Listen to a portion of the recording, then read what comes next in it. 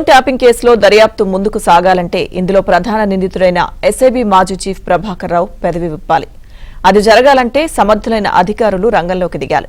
ఇదే ఉద్దేశంతో ప్రభుత్వం ప్రత్యేక దర్యాప్తు బృందాన్ని బలోపేతం చేసింది.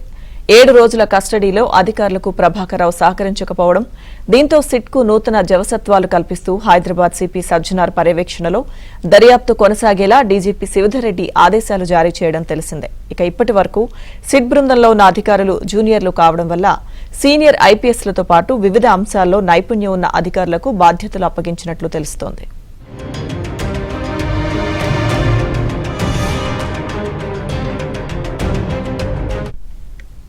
ప్రస్తుతం ఫోన్ ట్యాపింగ్ కేసు విచారణ ప్రధానంగా 2 కోణాల్లో సాగుతోంది. ట్యాపింగ్ కు సంబంధించిన డిజిటల్ సాక్ష్యాధారాలను ఎందుకు ధ్వంసం చేశారు, ఎవరి ఆదేశాలతో ఈ నిర్ణయం తీసుకున్నారనేది ఒక కోణం. మావోయిస్టుల పేరిట జర్నలిస్టులు, రాజకీయ నాయకులు, న్యాయమూర్తులు, ప్రముఖ వ్యక్తుల ఫోన్ నెంబర్లను ట్యాపింగ్ చేయడం కోసం ఎందుకు అనుమతులు తీసుకున్నారు, ఇలా చేయమని చెప్పిందెవరు, ట్యాపింగ్ జరిగిన తర్వాత ఆ సమాచారాన్ని ఆదేశాలిచ్చిన వారికి ఏ విధంగా అందజేసేవారు అనేది రెండవ కోణం.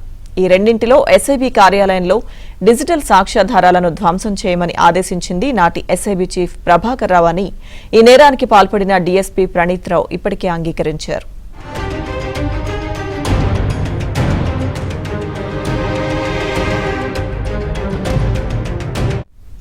ప్రభాకర్ రావును విచారించినప్పుడు సాక్ష్యాధారాలను ఎందుకు ధ్వంసం చేశారని ప్రశ్నించగా ఇది రొటీన్ వ్యవహారమేనని, తన ఉన్నతాధికారులకు చెప్పినట్లు చేశానని ఆయన తెలిపినట్లు సమాచారం. అయితే అప్పట్లో ప్రభాకర్ రావుపై ఉన్నతాధికారిగా పనిచేసిన నిఘా విభాగం బాస్ ను ఈ విషయమై వివరణ కోరినప్పుడు ఆయన మరో రకంగా సమాధానమిచ్చారని తెలుస్తోంది.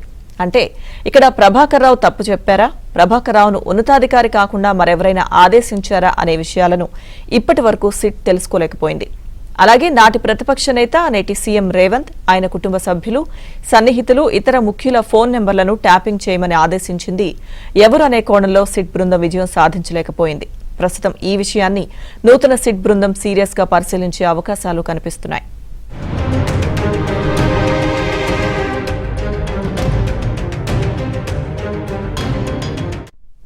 సిట్ బృందానికి నాయకత్వం వహిస్తున్న సజ్జనార్ అనేక క్లిష్టమైన కేసులను ఛేదించిన అనుభవం ఉన్నవారు.